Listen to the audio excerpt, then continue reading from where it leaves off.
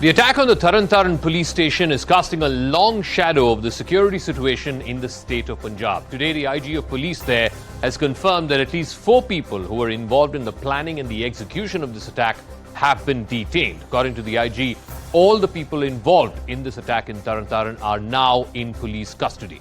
And thank God there were no casualties in this attack, but there is a larger question which looms out there. We have seen repeated attacks since the Bhagwant Mann government came to power earlier this year, whether it was the Mohali State Intelligence Headquarters attack, to the killing of Shiv Sena leader Sudhir Suri. You had a businessman who was killed in broad daylight in Nakodar. Is the security situation in Punjab slipping away from the hands of the state?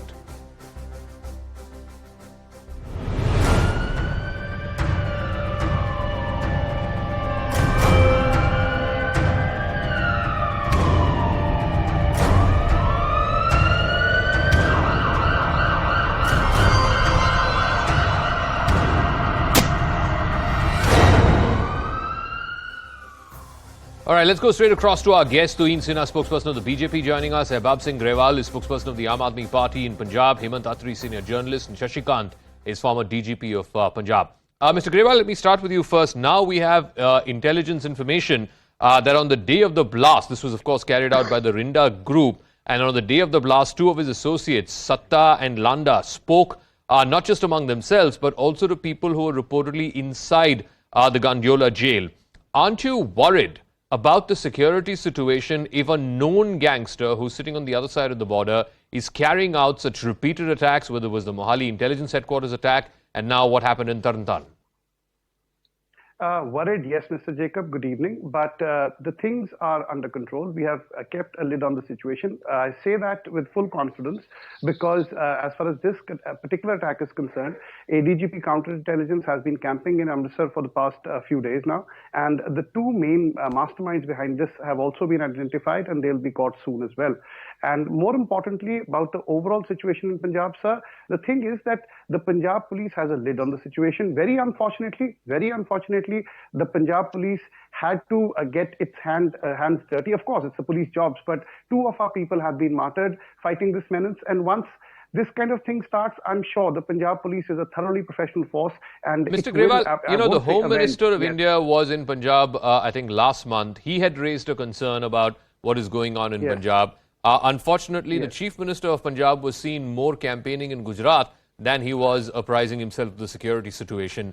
Isn't it a legitimate question that the Punjabi voter is today asking? We voted for security and safety and ridding Punjab of the drug problem, the corruption problem.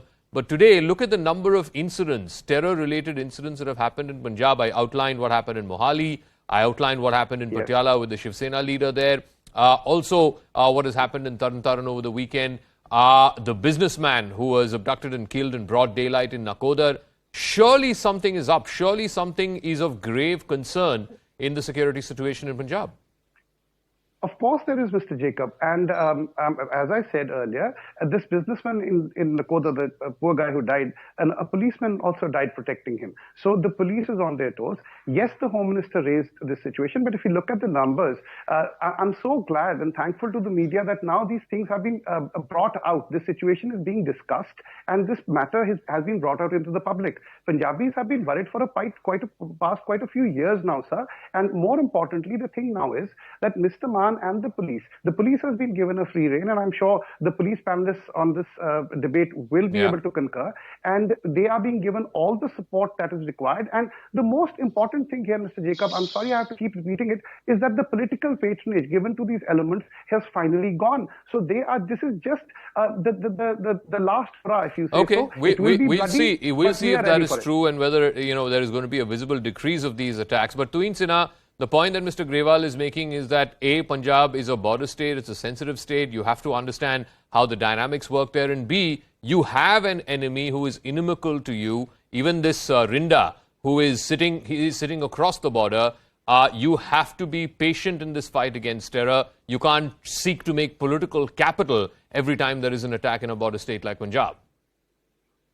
Well, good evening, Zaka. Good evening to all your viewers. From the time that the Aam Aadmi Party took charge of Punjab, there has been a constant deterioration in the law and order situation. In fact, to be honest with you, The deterioration started 6 months before that because Channi was equally an irresponsible CM. The biggest security scare, the biggest security let-up in the Prime Minister's security happened during Channi's tenure. And that is where, apart from the Aam Aadmi Party, I would equally blame the Congress for dismantling Amrinder Singh, who had kept a tab on many of these, who was privy to, who had kept a tab on many of these, blooming terrorist activities in the state and had been handling it well. But when it comes to the Aam Aadmi Party, there are two reasons why, there has been a massive deterioration in the law and order situation in the last few months. One is an absentee CM, while in the last 2 months he was in Gujarat, understandably, to campaign for the Aam Aadmi Party. But even otherwise, dealing aggressively or dealing with Khalistani elements does not seem to be anywhere on his agenda. Secondly, though it's a contentious topic, and I am not even referring to, the remarks made by Kumar Vishwas, but fact is that, Aam Aadmi Party has been an irresponsible party. I will give you two very specific examples. Last, 6 months ago, they had to dismiss their social media in charge of Himachal Pradesh because they had not done due diligence, and suddenly it was found out that in the past he had done many pro-Khalistani tweets. Tuhin, one second. You have a man named Rinda who's sitting across the border. You have a man named Satta who I believe is somewhere in Europe, possibly Portugal or Spain. What is the government of India doing about bringing these guys to justice? The Indian security apparatus is completely seized of the matter. These things are not discussed publicly, but I'm sure the National Security Advisor is seized of the matter and is doing everything possible to bring them. Let me go to Mr. Shashikant. Mr. Shashikant, there are people drawing grave comparisons of the situation as it existed in Punjab in the early 80s and so on. The Khalistan link with ISI, with other groups that are operating from Punjab or Canada or other parts of the world, that is now clearly unraveling in front of all of us, including these attacks that we saw, the one in Tarn Taran, the one at the Mohali State Intelligence Headquarters before that. Is there a feeling in Punjab that the security situation is slowly but surely getting out of hand? You heard from Mr. Grewal, the AAP spokesperson, saying that A, political patronage is gone, and B, the police is being given a free hand. Do you see that on the ground? Look, certainly the situation is certainly getting out of the hand. Till some time back, Punjab had a very serious nexus between the drug smugglers, a section of politicians, and a section of policemen. Now that unfortunately has graduated onto the nexus between drug smugglers, terrorists, and gangsters. So this is the kind of improvement that I see in the law and order scenario in Punjab. Sorry for saying this thing. And now it's becoming more and more clear. Today I was reading some report. They were saying that 2 of these RPGs, rocket launchers or whatever they are, bazookas or whatever they are, have been used till now, single shot things. One in Mohali and second here in Sarhali Police Station. And the reports, intelligence circles say that there are 2 more such propellers, such 2 more bazookas or RPGs in circulation. So that means that there is a grave failure. How did they come? And I'm sure that they were certainly brought in through some drones and powerful drones at the matter, maybe the Chinese or whatever it is. I don't know about it. Situation is certainly serious. But again, like some gentleman was saying, it's about time the government of India needs to take action. Sikh for Justice are claimed responsibility. That means it's clearly inciting violence. This is the time that to take this matter at the appropriate quarters, maybe with the United States, the government or whatever it is. Situation is certainly extremely serious, and it needs constant watch, not only by the security forces, police, as also the government of India. Okay, I'll come to that. Someone like a Pannu sitting in London or Canada, wherever he's sitting, and openly claiming that he or his organization carried out a terrorist attack, and then those governments doing nothing about it, the government of India not being able to impress upon them to extradite this man. But let me get Hemant Attri on a more basic ground issue, and that is that the Tarn Taran attack, as Mr. Shashikant was saying, is also suspected to be part of the same module that did the Mohali attack a few months ago. In fact, even the weapons consignment that came, we're given to understand is part of the same consignment. Doesn't it worry you that you had an attack in Mohali a few months ago, you have an attack today in Tarn Taran over the weekend, and that module is still very much active in Punjab, and the consignment, the weapons that came in that consignment through drone or whatever, have still not been existed. There are at least 2 RPGs that are still out there which have not been located for and accounted for by the police. Certainly, Zaka, it's a really worrisome situation, but there are certain more angles to it. First of all, the RPG which has been used in Tarn Taran, it bears a mark of, Russian, it is a Russian made. So once it is Russian made, then it must have come through, Mujahideen working in Afghanistan, then through ISI and via drone to India. There are 2 aspects to it. One is the Punjab police, and the second is the national agencies, intelligence agencies, RAW, and so many other places, and so many other agencies. Now the thing is, in the first place, how did it came? It came by drone. What was the intelligence of Punjab police as well as the RAW and other agencies doing? One.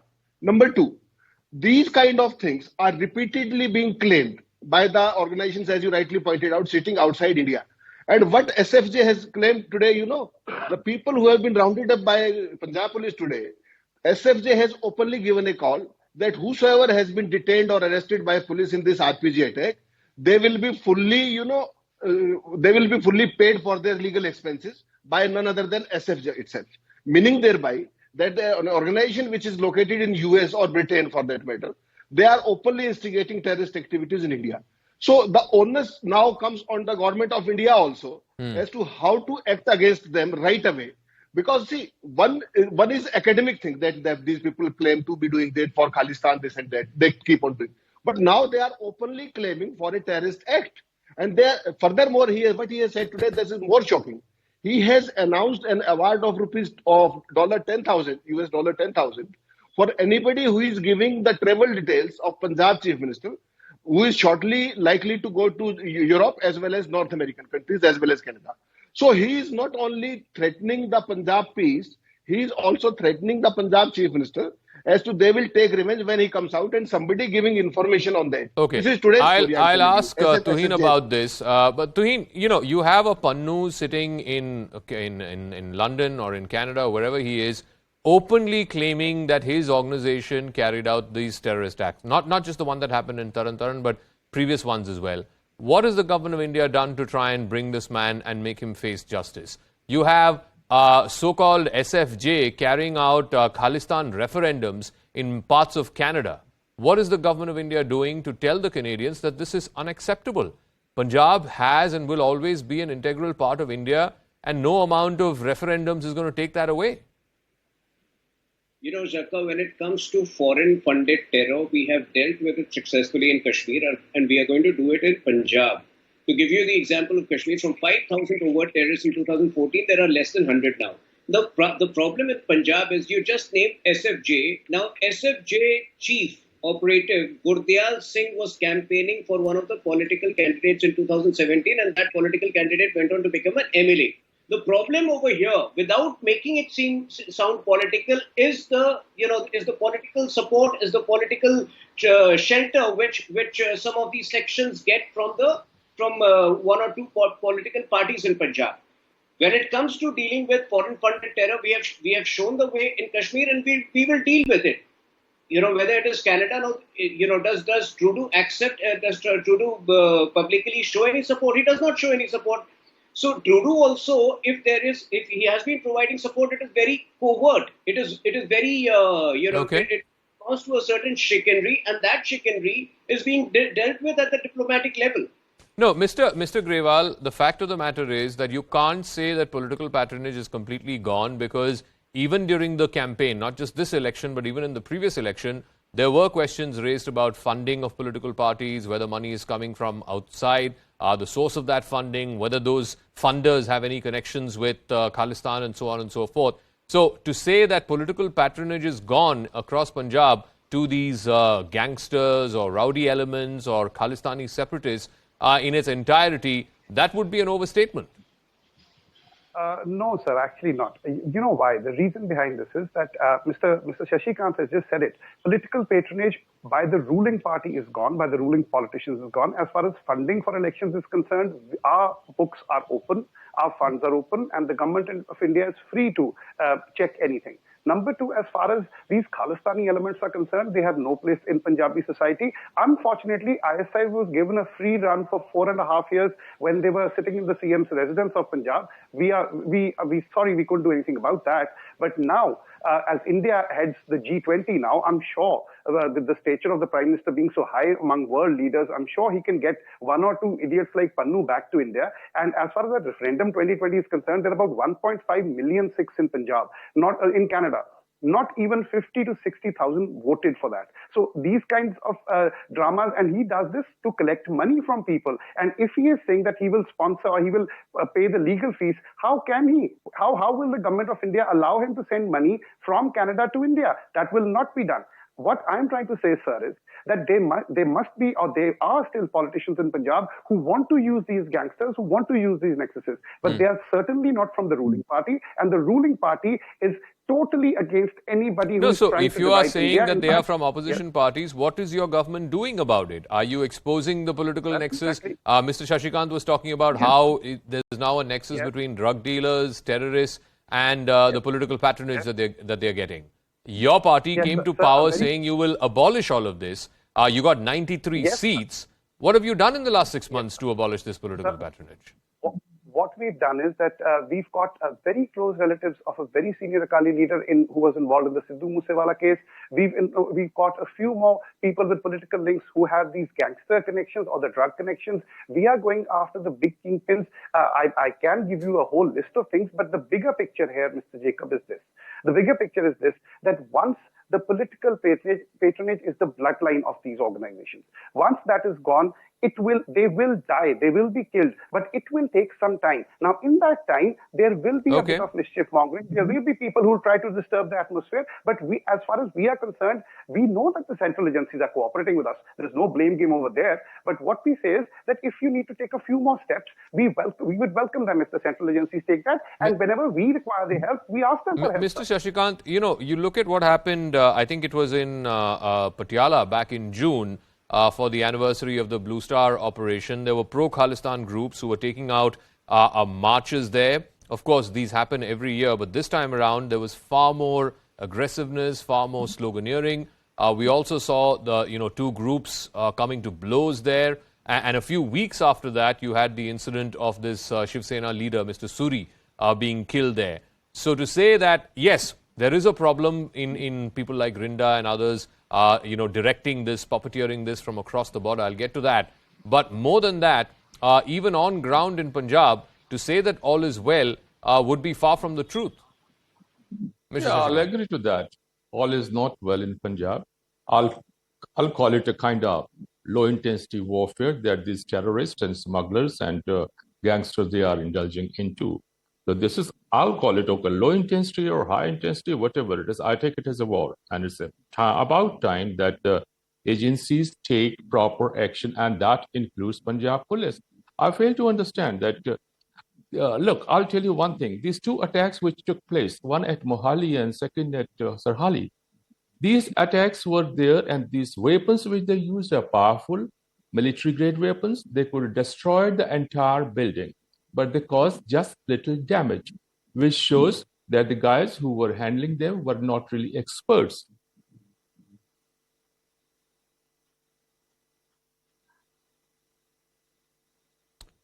All right, we'll try and see if we can establish that audio link back with Mr. Shashikant. But Hemant Attri, again, it does raise questions about the intelligence, both at the state police level as well as the central agencies level, that you have an attack that happened in Mohali a few months ago, same modus operandi being repeated in Tarn Taran, and as Mr. Shashikant was saying, the consignment seems to be the same. What should both state intelligence and central intelligence do to try and get a heads up on incidents such as this? I mean, I look at what the new Pakistan Army chief said when he went to Pakistan-occupied Kashmir right after being sworn in as the new Army chief. And I'm convinced that this ceasefire that's been holding for the better part of the last couple of years, that is going to be under very much a lot of pressure. And you're going to see attacks not just in Kashmir, you're possibly going to see ISI sponsoring attacks in Punjab as well. Certainly, Zaka, they are already trying to shift the whole terrorist activities to Punjab.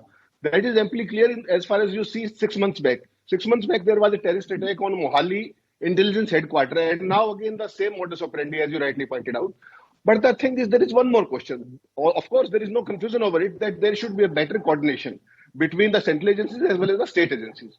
I want to put up a specific other point also, which needs to be mentioned here. See, all these gangsters, narcotic people, and everybody who are involved into smuggling and everything, they have lost the fear of law and police, which was never the case earlier. There was always a fear of law and police as far as Punjab is concerned, because Punjab police is such a valiant force who took the terrorism head on for almost a decade. What has gone wrong with them? See, there are many black ships in Punjab as of now also. One of the killers in Sidhu Moosewala case, who was in the custody of CIA in Punjab, he simply ran away with the connivance of that concerned SHO CIA. Now, so this is not a one isolated case. There may be many more. So Punjab, while dealing with all these terrorist activities, they need to do one more thing. They need to have a operation cleanup in their force also, so that the people who are involved with these gangsters, smugglers, and all these criminal syndicates, they need to be taken to task.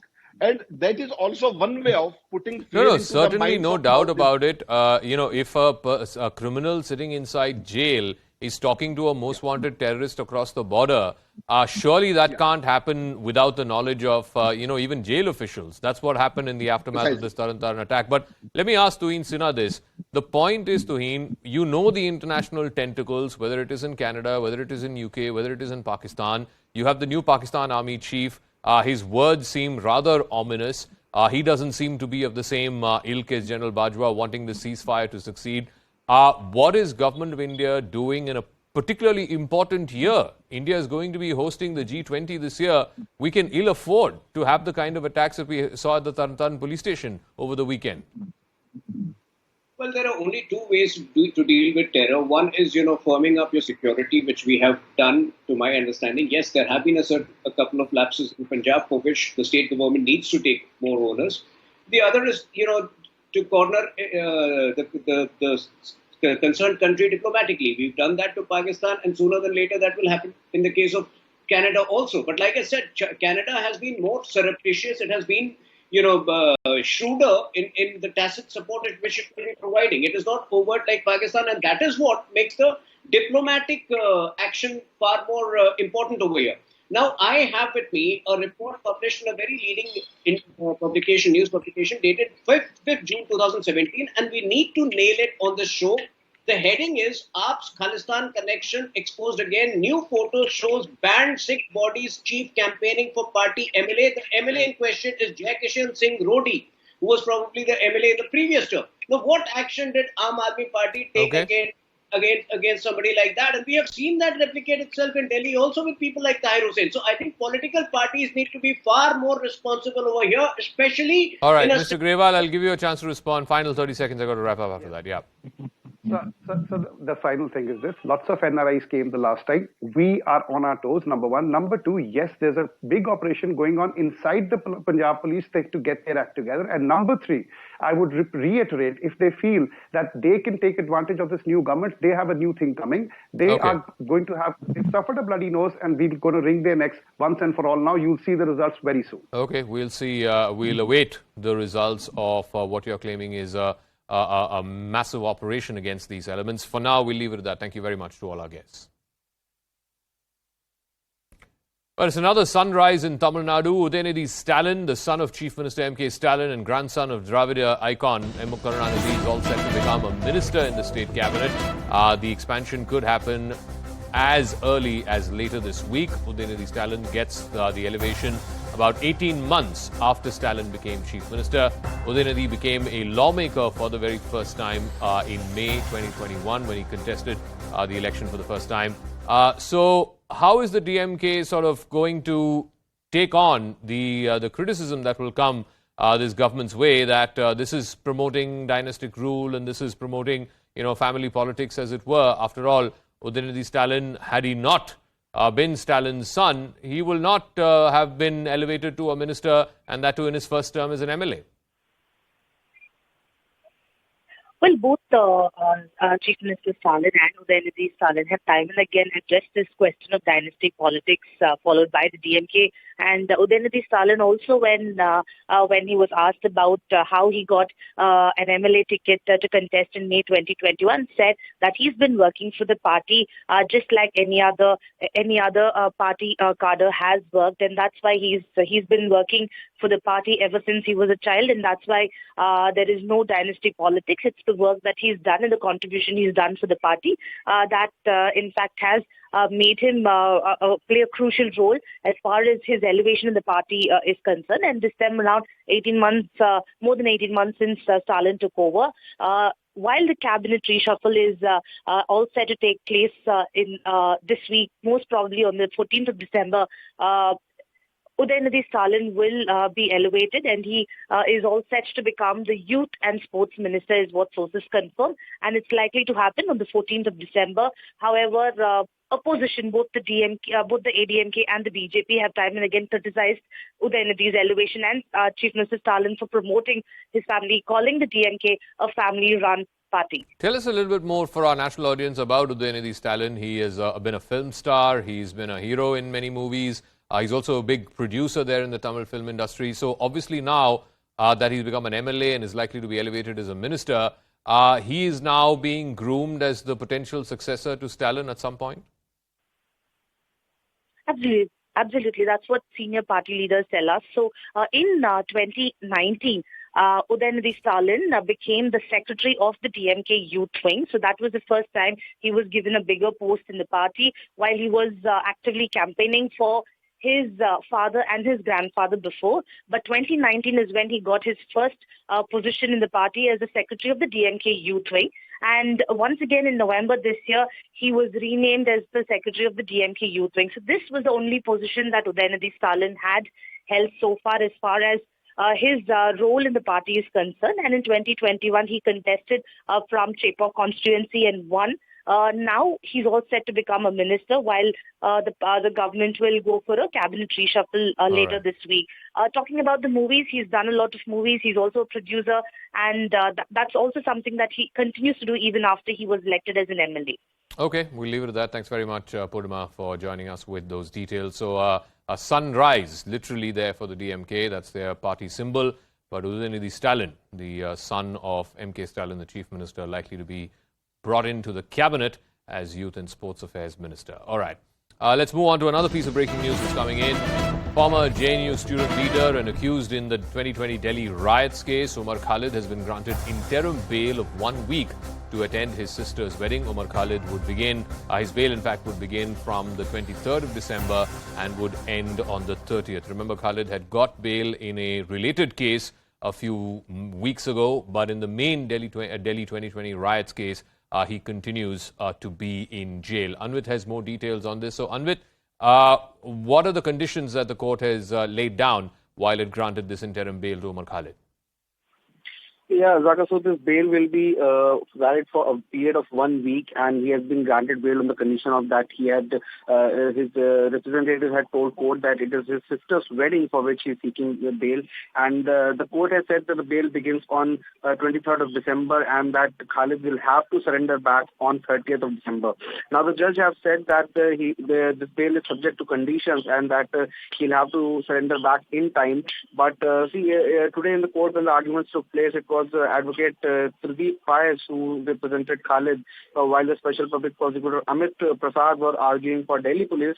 And as you know, previously it was on December 3rd that Khalid had been and the co-accused Khalid Saifi they were both discharged in yet another case that was pertaining to 2020 riot. But very important to mention here that Khalid still is one of the accused stated by Delhi police in Delhi riots larger conspiracy case, which is still undergoing trial.